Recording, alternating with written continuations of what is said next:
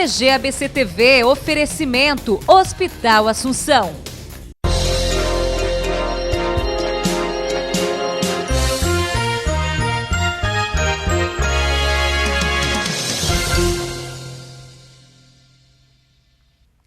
Olá, gente, nós estamos iniciando a 8ª edição do Diálogo Aberto, o seu programa de televisão no DG ABC-TV, que mostra muitos ângulos da nossa regionalidade. E hoje nós vamos falar sobre um assunto de transcendental importância, que é a questão do uso e ocupação do solo, que é a questão imobiliária, que é a questão da qualidade de vida. E nós trouxemos para o programa de hoje 2 representantes da Associação dos Construtores e Incorporadores de Santo André, que é uma entidade pouco conhecida do grande público, mas que tem uma ramificação social importantíssima para o equilíbrio do uso e ocupação do solo em Santo André.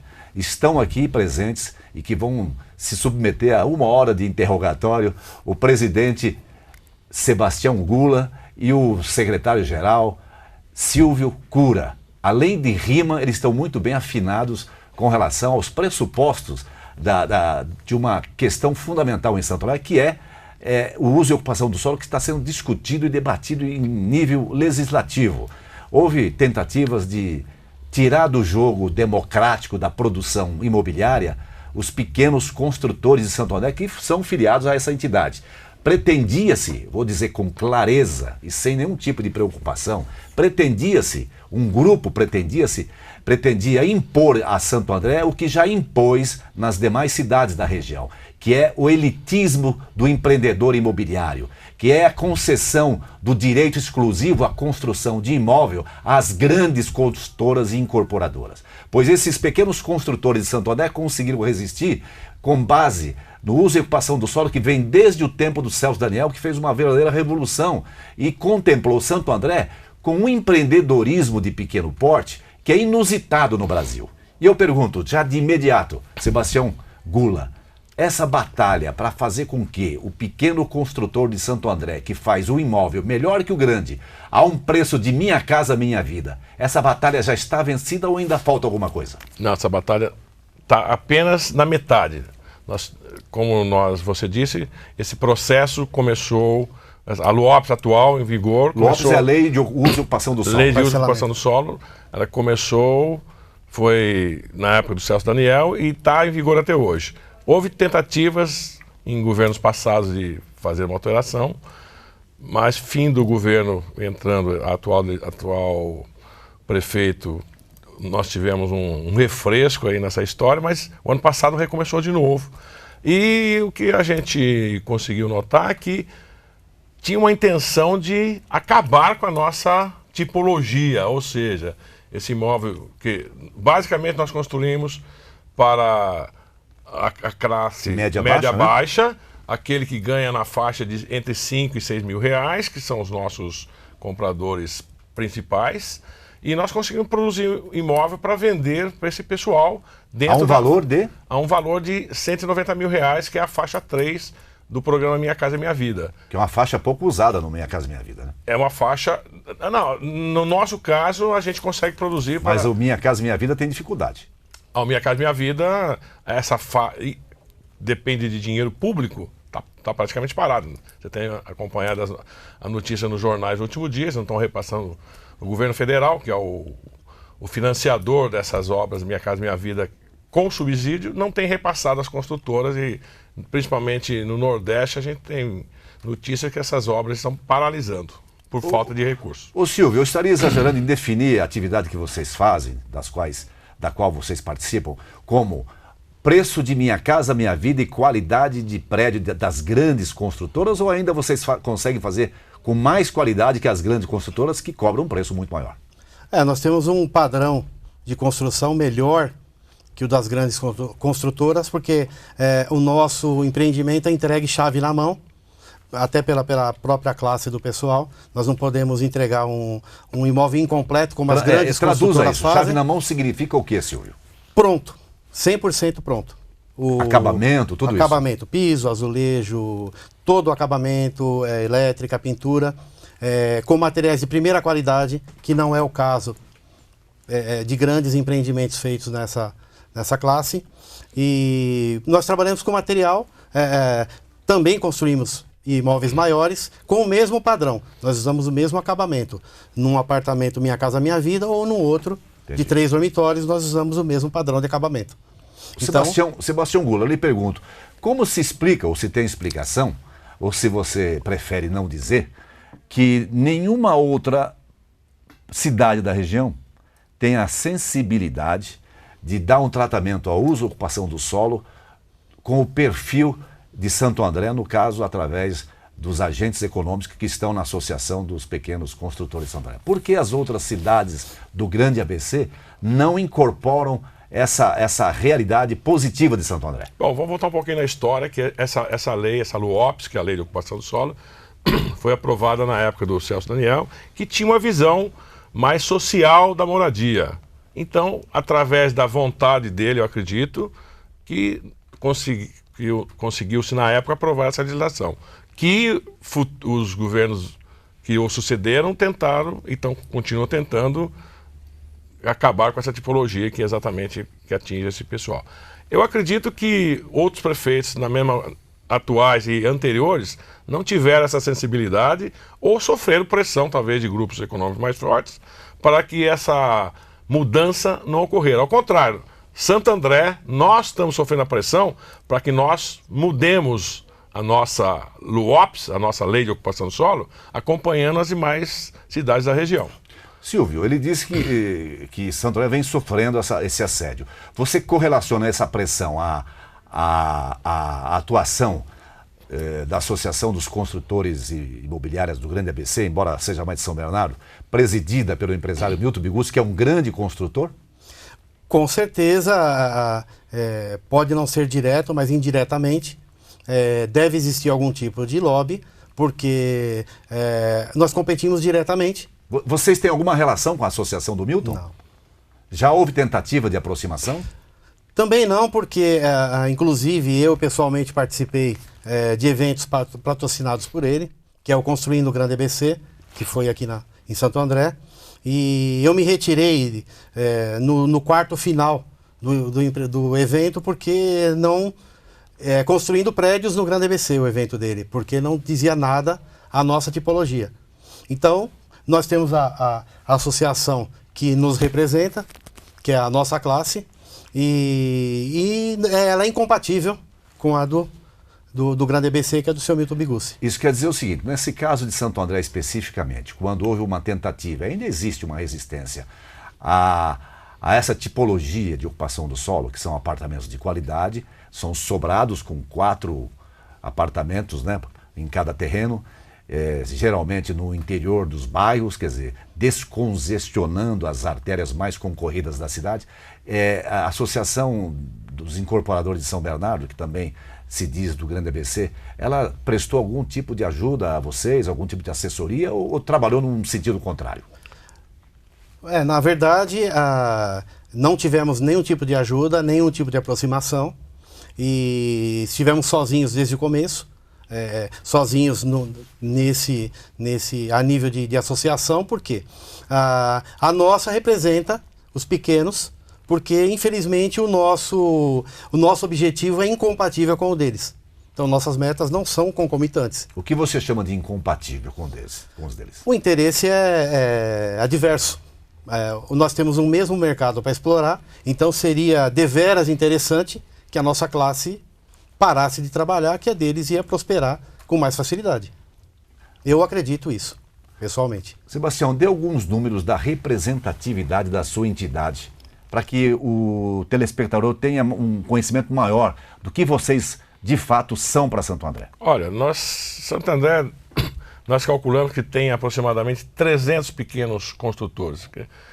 Normalmente, os construtores dessa tipologia, desses apartamentos que o mercado chama de sem condomínio, quando na verdade não é tão sem condomínio assim, tem pequenas despesas mensais. Taxa de manutenção, no caso. Mas você tem um monte de profissionais de outras áreas que também atuam para melhorar sua renda, fazendo 1, 2 empreendimentos de cada vez. Então você tem uma rede capilar muito grande envolvendo esse tipo de empreendedor. Nós somos, eu, Silvio e mais alguns mas uma boa parte da associação somos realmente profissionais, né? Nossa atividade do dia a dia é essa. É a construção. É a construção, mas você tem não sei o percentual, mas tem um grande percentual que são pessoas, são advogados, são de outras áreas, comerciantes que também empreendem na área. E seguem rigorosamente os preceitos E seguem os preceitos, logicamente, que não poderia ser diferente. Agora, a grande questão é que nós conseguimos fazer apartamentos com a mesma, vamos falar em preço de metro quadrado, né, que senão você não tem comparativo, 30%, o preço dos empreendimentos em edifícios chamados torres são de 30% a 40% superiores aos nossos. Sem falar do condomínio, que é um grande problema. Sem falar né? do custo de condomínio e sem falar que normalmente essas obras de torres, que são os prédios... verticalizados. Caso, né? Os verticais, eles não dão um acabamento, o piso normalmente é por conta do comprador. Em nosso caso não, porque imagine uma pessoa que está com a renda na garganta, ele não consegue gastar mais nada, ele vai entrar e ainda vai ter que contratar pedreiro, que ele não sabe quem contratar, vai ter que comprar piso, que ele não sabe qual a qualidade. Esse é um drama, realmente. Esse é um drama. O piso vai afetar a colocação da porta, então uma coisa vai puxando a outra. Então a gente, que o Silvio falou... aí vai mais para 10% a mais de custo ainda. Você calcula isso? Pelo menos. Quer dizer, no fundo custa 40% mais um apartamento das grandes construtoras, aqueles verticalizados, em relação aos apartamentos que vocês constroem. Considerando o preço por metro quadrado. Exatamente. Sim. É isso, mais ou menos. É isso. Além da dor de cabeça, que é uma pessoa que não sabe nada de construção, ele vai ter que contratar um pedreiro que não sabe se é de boa qualidade o serviço dele ou não. De ter que, vai ter que correr atrás de piso, de porcelanato, de argamassa e mais uma série de coisas. Me diga uma coisa, Silvio. As grandes construtoras saem notícias cotidianamente nos jornais sobre a questão dos distratos de compras, né? Compra seu apartamento, não se pode financiar, paga-se durante meses, depois na hora de financiar o comprador não tem recursos, não é aprovado o plano de financiamento e na hora da devolução do dinheiro existe jurisprudência já no caso que não pode passar de 10% a 15%, enquanto que a maioria fica com 80% dos valores. E poucos são os compradores que vão à justiça, porque muitos desconhecem os seus direitos. Eu lhe pergunto, na área dos pequenos construtores que você representa, e o Sebastião representa, qual é a realidade desse dia a dia? A nossa realidade é o seguinte, se for um caso de força maior, um desemprego, a pessoa perdeu renda, um dos membros do casal ou da família perdeu o emprego, reduziu a renda, nós devolvemos 100% do valor pago. E em outra situação, como seria? Em outra situação, que seria simplesmente uma desistência por vontade própria, se retém uma faixa de 10% a 15% disso. E o restante é devolvido de imediato. Isso é uma norma? Isso é um praxe, é uma norma, todos trabalham assim, porque o próprio mercado regula isso. Se você não trabalhar assim, você vai estar fugindo do mercado, você vai perder clientela. Certo. E nós acabamos captando essas vítimas dos grandes incorporadores, porque eles são lá, têm o seu dinheiro retido, eles ficam sem condição de financiar aquilo e acabam vindo até nós para comprar o nosso empreendimento. E há muitos casos como esse? Bastante. Muitos Mais casos. do que se imagina? Mais do que se imagina. E todos, a grande maioria, todos foram ludibriados, que esse é o termo mais correto, né? Tucanar, né? Quando se recebe algum valor representativo de volta, demora muito e as pessoas acabam nem contando com esse dinheiro para comprar um novo imóvel. Acabam pedindo para... nós acabamos fazendo a parte social, dividindo um pouco mais a entrada, tendo um pouco mais de paciência com essa pessoa, para que ela... Porque nós não vendemos só imóvel, nós realizamos o sonho de uma pessoa da vida inteira. Então, não se pode lidar como se fosse uma mercadoria. O nosso cliente é uma pessoa, é um ser humano com sentimento. Não se pode simplesmente fechar a porta e colocar ele para fora. Tem que ser tratado como um ser humano. Se eu lhe perguntar, Sebastião Gula, que é o presidente da entidade, o pequeno construtor de Santo André, ele tem maior responsabilidade junto à clientela porque ele está mais próximo dessa clientela? permanentemente mais próximo? Sim, e você vê, como eu tinha falado no bloco anterior, uma boa parte são empreendedoras de outras atividades profissionais que também estão No setor. no setor. Esse contato comprador-construtor é muito próximo. Então a cobrança também será É próxima. muito munícipes. próximo. Nós compramos 99% do nosso material de construção é comprado em Santo André. A nossa mão de obra, praticamente 100% é da cidade. O dinheiro fica aqui reinvestido na própria cidade e não como os grandes construtoras de variados municípios que vêm, fazem empreendimento, recebem e eles vão embora. Não compram material, a mão de obra não é daqui. Quer dizer, só fica o imóvel pronto para o comprador. Entendi. Já já nós voltamos com o segundo bloco desse programa que eu insisto em dizer. Trata-se de uma coisa inédita em dar voz e vez aos pequenos empresários do setor imobiliário. Isso já o faço na minha revista digital e faço questão de trazer esse trabalho para esse programa do Diário no ABC, porque essa pulverização empresarial de pequenos e médios empresários do setor de construção civil dá um dinamismo imenso à sociedade regional como um todo e traz responsabilidade ética, algo que falta muito para os grandes empreendedores. Voltamos já.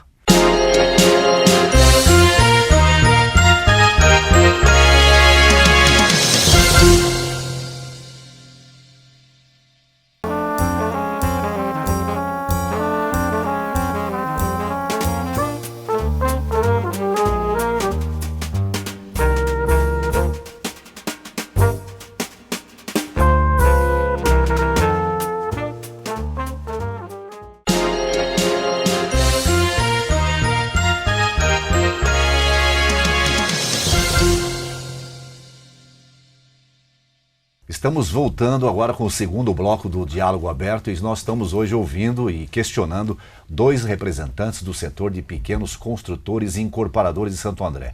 Eu não nego, eu sou explícito em dizer que eu sou muito aficionado a esse tipo de empreendimento, porque significa dar uma densidade maior de responsabilidade social e de compromisso com a sociedade. Por isso que eu vou lhe perguntar, presidente Sebastião Gula, existe um código de ética dos pequenos construtores em Santo André, mesmo que seja um código de ética não oficial, para que ofereça aos compradores de imóveis toda a garantia possível de que eles não estão entrando num barco furado, que também existe nos grandes construtores?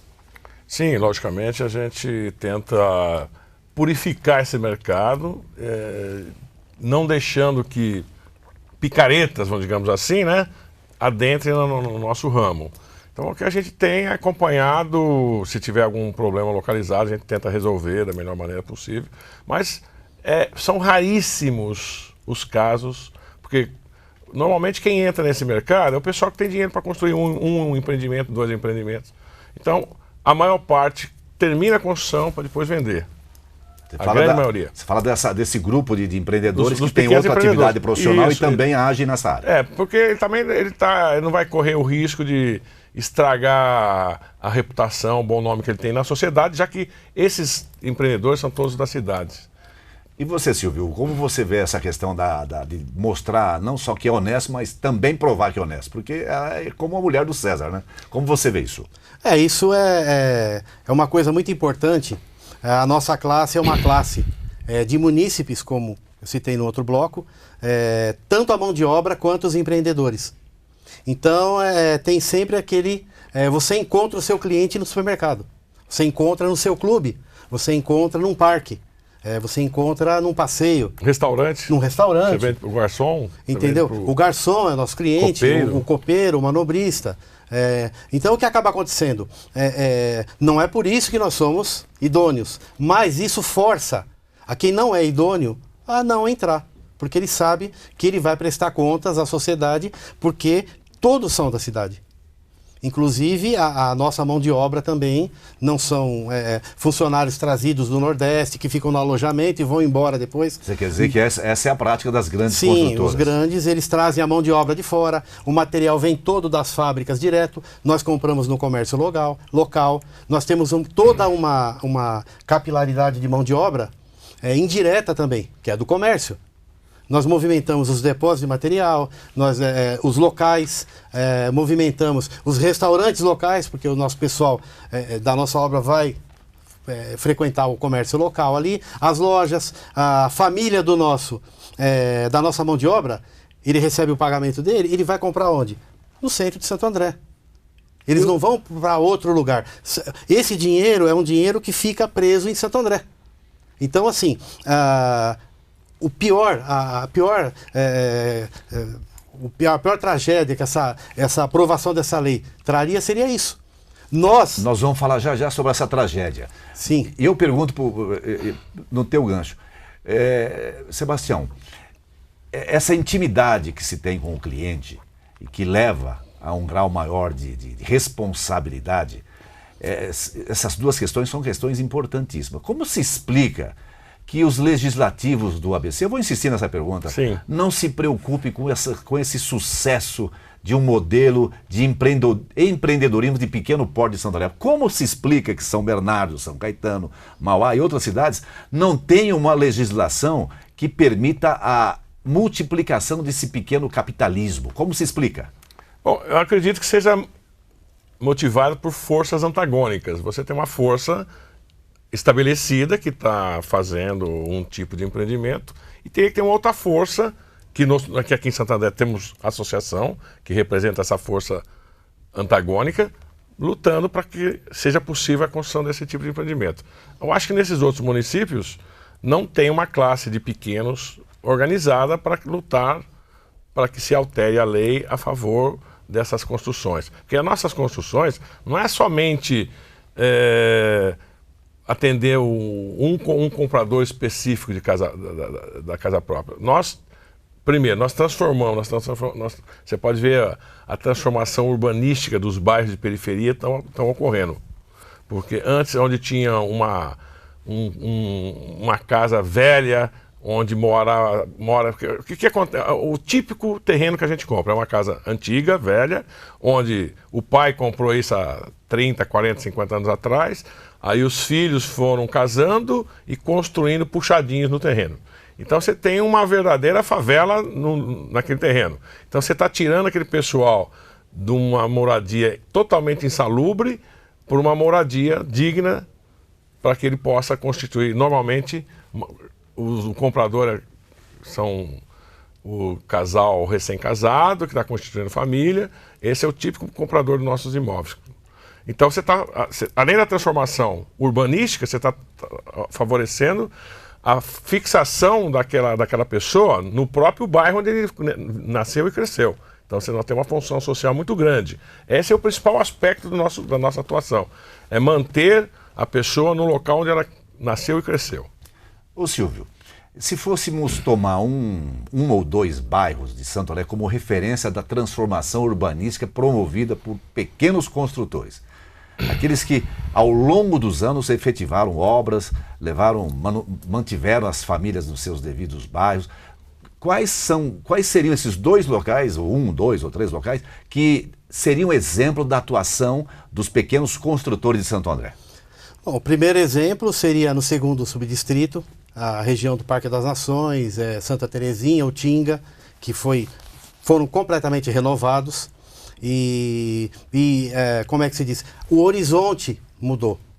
Então você tem uma visão do centro da cidade e do Parque das Nações. Não tem aquela cortina de prédios. Então, o bairro foi se modernizando, está maravilhoso, muitas construções novas, se gerou emprego, isso é outro caso. Mas, outro bairro também, Vila Pires, tinha muitas casas... Que era um bairro envelhecido. Envelhecido. Também. Tinha casas que eram verdadeiras chácaras, muito ruins, o pessoal morava em condição muito precária. A região que alagava, as casas eram muito precárias, então foi sendo modernizado, construímos obras mais altas, até que o poder público resolveu o problema das enchentes, mas até lá fomos humanizando, melhorando as coisas. E o fator que o nosso presidente citou, que é antigamente o que acontecia? O filho se casava, ele teria que morar na periferia mais distante. Por quê? Pelo valor do imóvel. hoje ele tem no bairro dos pais um imóvel que ele pode comprar. Então isso é um fator também muito importante, que é a parte social dos moradores, que você não precisa mais se mudar distante. Perder a identidade. Perder né? a identidade. E, ao mesmo tempo, a periferia, essa periferia mais longe, melhorou também, de certa forma, que os filhos do pessoal, eles acabaram comprando ali também. Porque tem imóveis de qualidade lá, e eles não querem perder a identidade. Então, o que acaba acontecendo? Nós promovemos a união da família. A família acaba ficando, morando próxima. Né? Muito bem. Eu acabei não fazendo uma pergunta com relação a um preço, a um custo que faz a diferença na compra do imóvel. Isso foi citado aqui en passant. Um dos pontos essenciais para que o modelo de habitação que vocês produzem, um dos pontos que é de sucesso, é o fato de que não existe praticamente custo de condomínio no padrão tradicional dos prédios bem verticalizados. Eu estou enganado? Não, nossos empreendimentos normalmente são compostos por 4 unidades cada empreendimento. Essas 4 unidades não têm uma taxa de condomínio, eles têm a despesa que o comprador, que o morador vai ter, é a energia da área administrativa, ou seja, garagem, escada e corredores, e uma ligação de água também administrativa, que é para suprir as necessidades de lavar calçada, garagem, etc. Mas são valores muito pequenos se comparado com as taxas condominiais naturais, normais desses empreendimentos verticais. Isso faz muita diferença na hora da compra? Faz muita diferença, porque como nós já dissemos, 190 mil é o valor limite do Minha Casa Minha Vida. Orçamento da família. É o valor limite que o comprador nosso consegue comprar, porque hoje a Caixa exige 20% de entrada. Então os financiamentos estão tudo no limite. Se você aumentar em R$1.000 o imóvel, o comprador sai fora da faixa do Minha Casa Minha Vida, que é um juro mais barato, de 6 e pouquinho, vai já para quase 8. A prestação, logicamente, vai aumentar e ele não vai ter o financiamento aprovado. Quer dizer que vocês trabalham, a Associação dos Pequenos trabalha dentro de um limite orçamentário próprio, econômico, financeiro, sem grande margem de manobra. Não, esticadíssimo ali. Se você sair R$1.000 no preço do imóvel, ele muda de faixa de renda e o comprador não consegue, com aquela renda que ele tem, aprovar o financiamento, porque a prestação vai ultrapassar os 30% da renda. Uma coisa leva a outra. E, logicamente, voltando ainda ao assunto condomínio, esses custos do condomínio, se acrescidos no dia a dia, ele vai chegar a um ponto que ou ele vai pagar a prestação do apartamento ou ele vai pagar o condomínio, numa situação extrema. Não existem estudos, mas vocês conhecem muito bem o mercado. Qual a diferença hoje em termos de inadimplência? Primeiro de inadimplência, depois nós vamos falar sobre a questão do mercado. Entre os moradores dessas habitações que não são tão verticalizadas, são pequenos sobrados, e aqueles grandes empreendimentos. Qual a diferença de inadimplência hoje? Vocês têm ideia? É grande, porque, como o Gula acabou de citar, você perguntou da taxa condominal, que ela pesa na renda familiar, e é um valor que como é que eu posso dizer? É incontrolável no sentido de que o proprietário não controla aquilo. No nosso empreendimento, eles fazem rateio para pagar essas contas e em qualquer manutenção, eles programam uma manutenção. Quando num prédio maior... Não é a revelia, né? No prédio maior o boleto vem, a pessoa paga ou não paga e conforme, quanto mais o prédio envelhece, mais caro fica.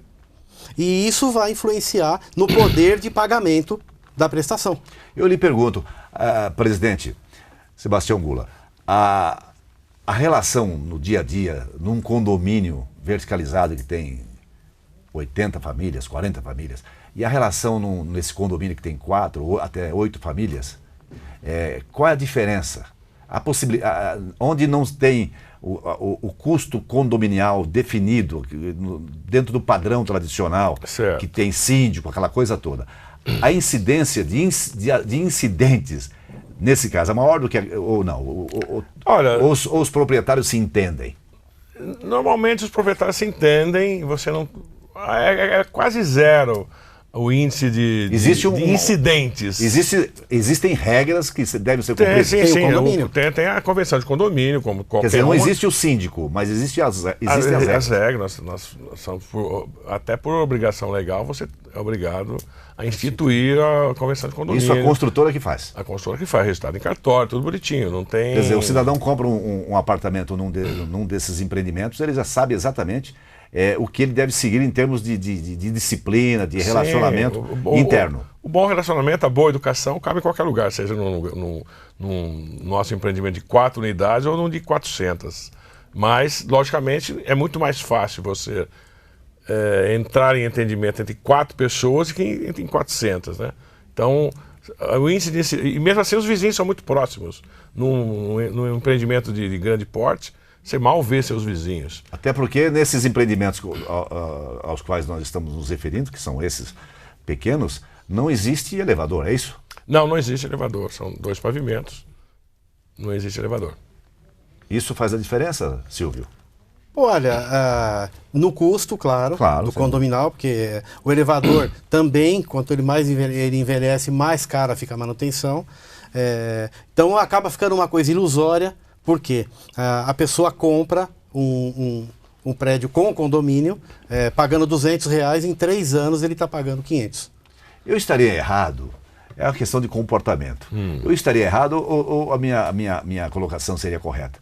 A relação das pessoas em condomínios, em pequenos condomínios, onde as relações, você se encontra com vizinhos na escada de acesso, é diferente de você ter uma relação com o vizinho que mora, que usa o elevador? O elevador é um objeto inibidor de relações? Presidente. Olha, socialmente falando, acredito que não, né? Porque eu acho que pelo contrário, nos grandes edifícios você só encontra com os vizinhos no elevador, né? Exato. Você acha que a relação é diferente? Agora... Eu, como jornalista, a minha observação é que elevador inibe as relações. As pessoas entram e ficam olhando com aquela cara de paisagem, aquela coisa toda. Estou errado, Silvio? Certo. Nesse caso de empreendimento, que a gente tem pela experiência do dia a dia com os compradores, é que eles se conversam mais para resolver os problemas... Está falando dos seus condomínios? Dos meus condomínios, dos problemas que vão aparecendo... Uma pintura, ou alguma coisa assim, ou botar uma cerca elétrica, alguma coisa que eu tenho reparado é que as pessoas se aproximam mais. Nesse tipo de condomínio. Então a minha percepção está correta. Mesmo porque a classe social que a gente vende, eu acho que é uma classe social fraterna, e são mais, digamos assim, solidários do que os muito ricos que se isolam em verdadeiras ilhas. Eu disse isso porque eu morei já em apartamento verticalizado e hoje eu moro em sobrado e tenho meu escritório num edifício no 14º andar e vejo, eu faço de cada viagem de elevador mais um trabalho jornalístico. Eu gosto de ouvir as pessoas, de cutucar, eu faço isso. Mas eu sou uma exceção à regra, porque a maioria entra, olha para a parede, olha para o teto, tem dificuldade de se relacionar. Silvio, é assim mesmo? Com você também? Não, agora estão botando aquelas televisãozinhas, você pode ficar olhando para a televisãozinha. Isso piorou a celular, né? Porque agora dissimula-se que está assistindo, né? O celular. Todo mundo pega o celular e fica digitando nada no celular para justamente não olhar para o vizinho. E os nossos compradores têm uma característica talvez diferente, que a maioria veio de casa térrea. E ele tem já aquela tem convivência. Esse detalhe que é muito importante. Sim, a convivência com o vizinho, que nos bairros antigos, ela é diferente, é mais familiar. Então você está acostumado. Então eles têm aquele olhar para o vizinho como se fosse um parente. Um companheiro. Um companheiro, uma pessoa que pode te ajudar numa necessidade. E eles são muito... o pessoal é muito solidário em necessidades. Eles combinam, cedem a garagem do nosso empreendimento para fazer festinha. Um faz, o outro faz. Quer dizer, eles criam uma convivência eles muito fogem boa. da burocratização dos grandes empreendimentos imobiliários. Sim, com certeza. Foge. E os legisladores continuam ignorando esse tipo de moradia no grande ABC, privilegiando os grandes construtores E mais do que isso, tentando eliminar do mercado aqueles que têm esse tipo de atividade. Nós estamos encerrando o segundo bloco, eu vou voltar já com o terceiro, aí eu vou perguntar para os dois dirigentes da Associação dos Pequenos Construtores de Santo André exatamente o seguinte: o que pretenderam fazer de mudança em Santo André, o que, graças ao trabalho de vocês, foi possível manter, e quem ou quais foram as pessoas que colaboraram muito para evitar essa catástrofe de relacionamento pessoal que significaria vedar o desenvolvimento desse tipo de mercado. Volto já.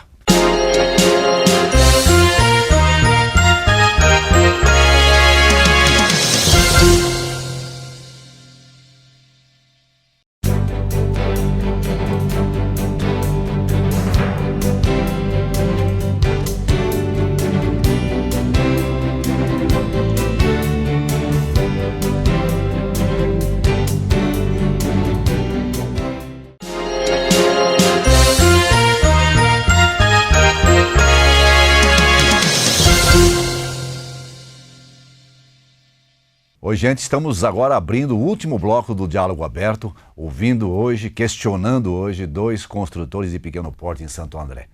E agora, eu diria que a sessão pancadaria, no bom sentido e também no mau sentido, porque agora nós vamos falar desse projeto que estava em Santo André, está ainda, houve uma tentativa de elitizar também o solo de Santo André, permitindo-se apenas que os grandes construtores aqui façam seus negócios.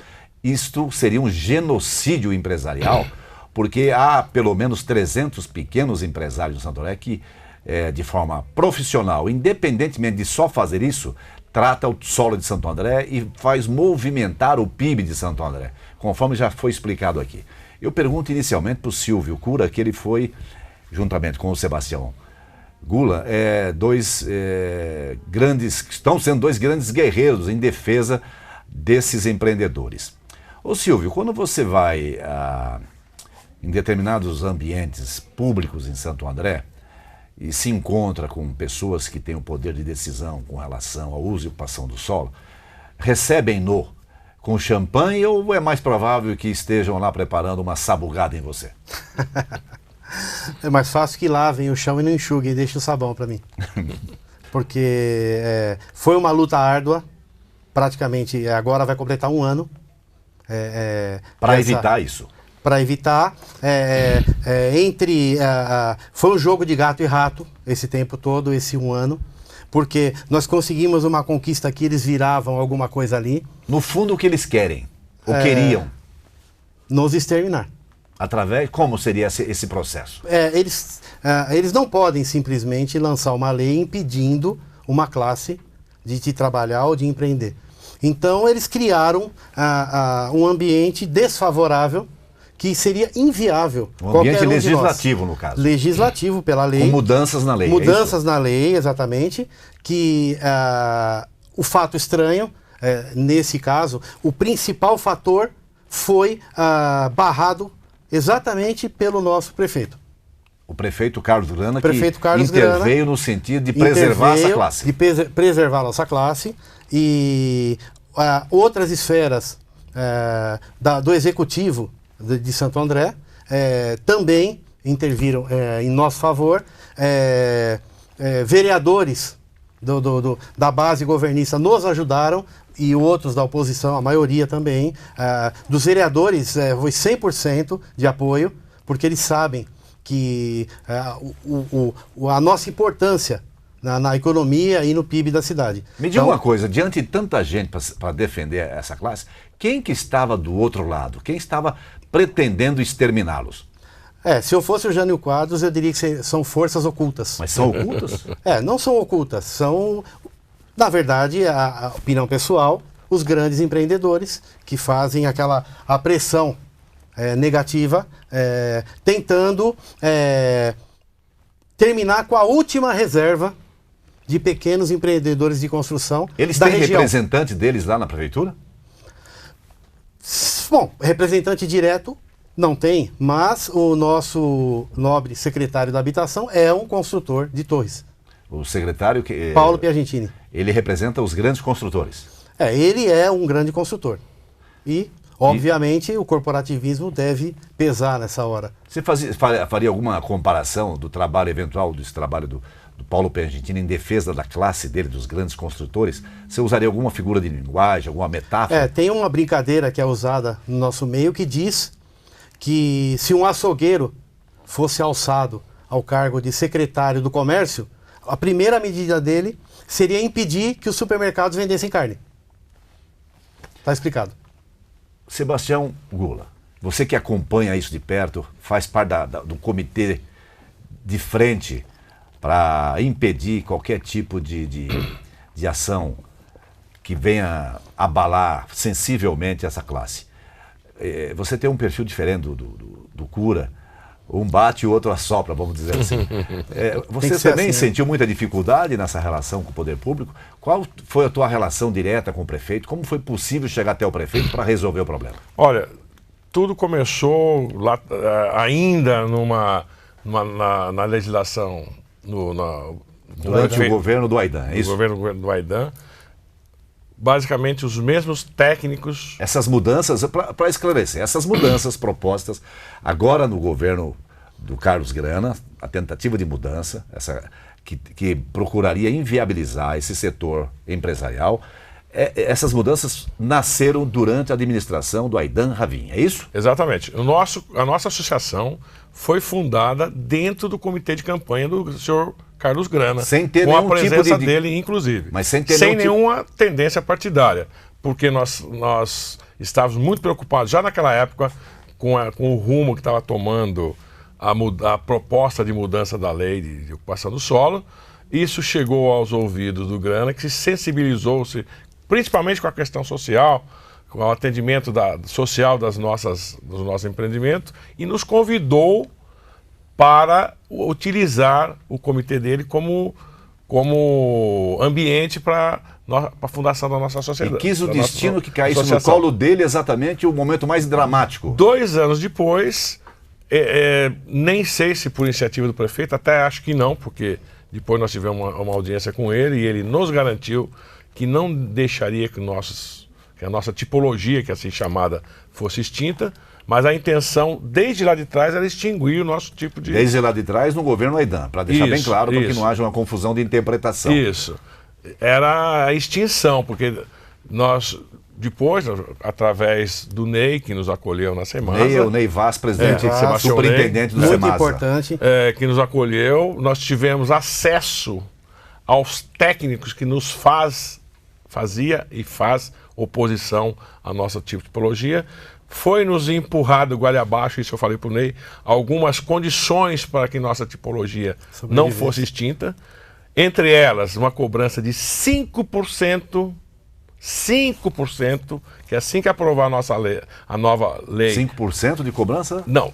Assim que aprovar a lei, vão nos cobrar 5% do valor do empreendimento a título de taxa de mitigação dos danos urbanos que nós possamos causar. Puxa vida, ou da carga, hein? extra que nós vamos fazer então, para o trânsito, para a rede de água e rede de esgoto. Eu não resisto. Imagine então se os grandes construtores que verticalizaram os centros urbanos do Grande ABC e transformaram o trânsito num inferno. E imagine então quanto eles deveriam contribuir com os cofres da prefeitura. Estou enganado, meu amigo Cura?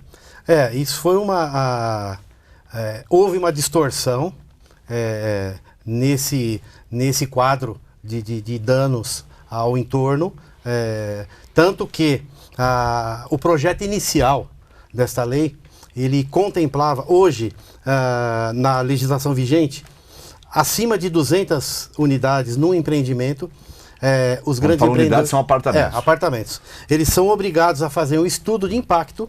Quer dizer, os grandes empreendimentos têm que fazer um estudo de impacto. Acima de 200 unidades. Então, o que acontece? Que é só para os grandes empreendimentos. Claro. Né? Só. Eles são obrigados a dar um retorno à coletividade do dano que eles causam no entorno. O projeto inicial alterava isso para 300. Quer dizer, Aumentava o grau de... Aumentava o grau. Quer dizer, reduzia o grau de sustentabilidade De De mitigação dos danos possíveis. Mitigação. Quer dizer, deu um fôlego maior para os grandes. Exatamente. Daria. Ao mesmo tempo, nos acusava dos danos à Quer dizer, coletividade. um contrassenso, né? É um contrassenso. E o que deu no absurdo. final, presidente? Bom, ainda não deu, né? Mas o ainda, que está encaminhado para dar? O que aconteceu, essa estudo da Nova Lei, tiveram 23 ou 24 reuniões, nós participamos praticamente de todas. E como eu disse, através do Sebastião Ney, nós tivemos acesso a esses técnicos e chegamos a fazer concessões para que não fôssemos entregaram extintos alguns como anéis categoria. para não perder o dedo, é isso? Exatamente. Então, dentre elas, esses 5% e algumas outras medidas que nós até achamos saudáveis, como a maior permeabilidade do solo, etc., que não é nada assim tão complexo. Mas o principal foi essa questão dos 5% que nós vamos ter que pagar a partir da aprovação dessa lei, que vai para o Legislativo agora para discussão. Quer dizer que vocês, a contragosto, Silvio, vocês aceitaram os 5%? Sim, porque, como é que eu posso dizer, aceita ou morre. Aceita ou acaba o seu negócio. Então é melhor você perder uma parte da sua lucratividade do que perder o seu negócio. Esses 5% não inviabilizam os 190 mil, que é o valor da habitação? Vai acabar influenciando de alguma forma. Nós vamos tentar contornar isso de alguma forma também. Vai acabar afetando, vamos ter que diminuir o valor de mão de obra, quer dizer, vai acabar afetando o lado mais fraco. Porque o material não diminui o preço. Os grandes construtores que fazem prédios de 20, 30 andares vão pagar quanto a título dessa taxa? De 1 a 5, a lei estipula. A lei estipula de 1 a 5. De 1 a 5, quer dizer, o tratamento é desigual para situações desiguais. Você vê, Exatamente. nós, os pequenininhos, nos atingiram com a taxa, taxa máxima. A alíquota máxima 5%. E por que Isso os já grandes, está- essa flexibilidade para os grandes? Qual a razão de ser?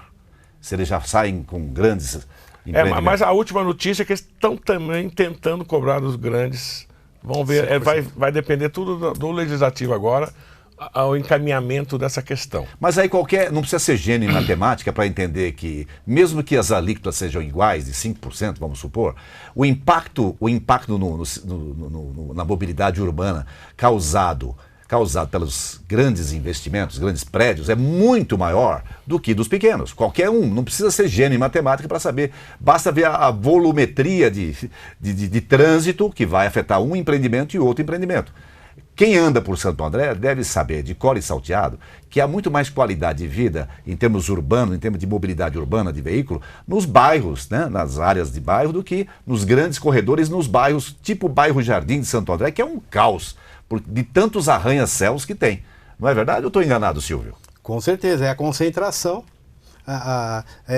que acaba causando a verticalização, causa o transtorno, que é o impacto viário, o impacto na infraestrutura. Muitas vezes a rede de infraestrutura não está preparada para aquilo.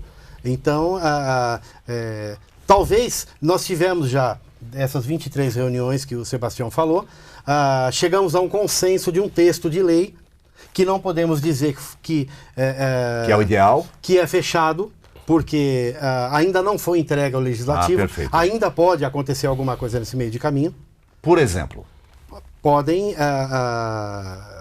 Qual seria o maior presente que você e o Sebastião receberiam em nome da entidade numa mudança, uma revogação de tentativa de diminuir o poder de competitividade de vocês? Qual seria o grande presente que o prefeito Carlos Grana poderia dar para vocês? Não mexer na lei atual.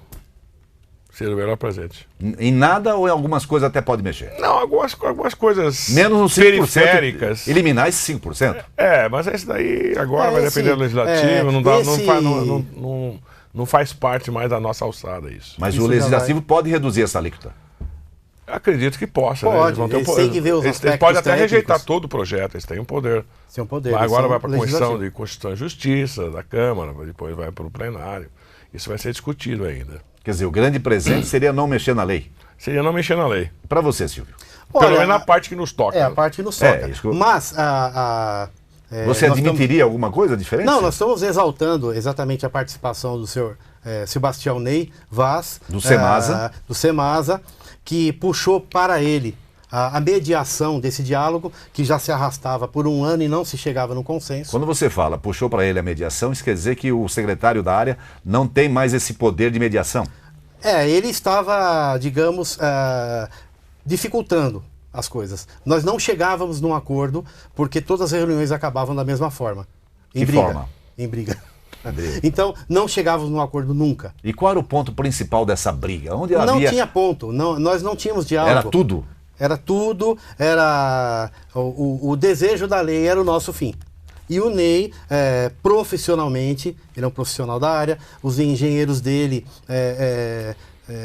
os arquitetos, se juntaram, chegaram, nos explicaram de uma forma que nós entendemos o que ele queria explicar. Você quer dizer, então, o seguinte, se me permite diálogo. uma conclusão. Além do diálogo, mas o diálogo está sustentado uma lógica de conhecimento. Claro. Você quer dizer o seguinte, Silvio, e não sei se o Gula tem a mesma opinião, que a relação dos pequenos construtores com o Semasa, tendo a intermediação do Ney, dos técnicos do Semasa, foi muito mais produtiva, muito mais qualificada do que a intermediação do secretário Piagentini com a sua turma de executivos, de assessores da Secretaria de Desenvolvimento Urbano, é isso? Com certeza.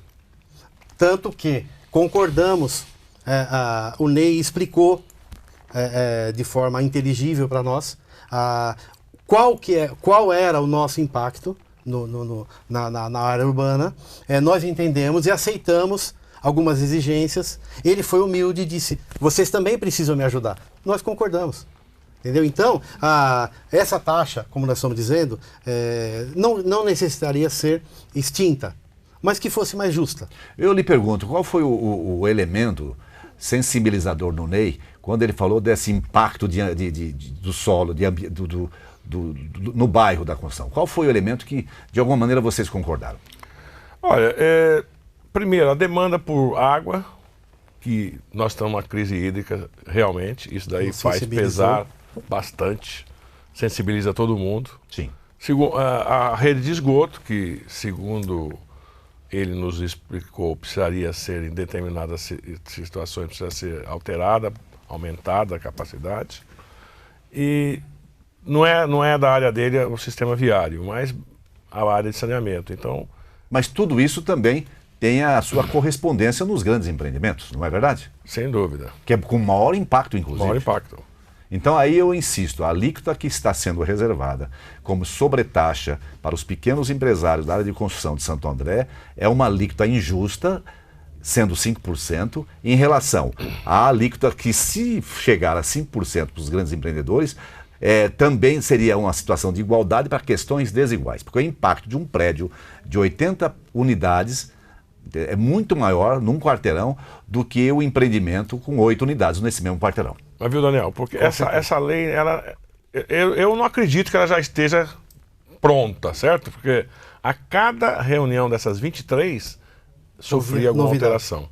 Às vezes você conseguia negociar alguma melhoria e vinha outra.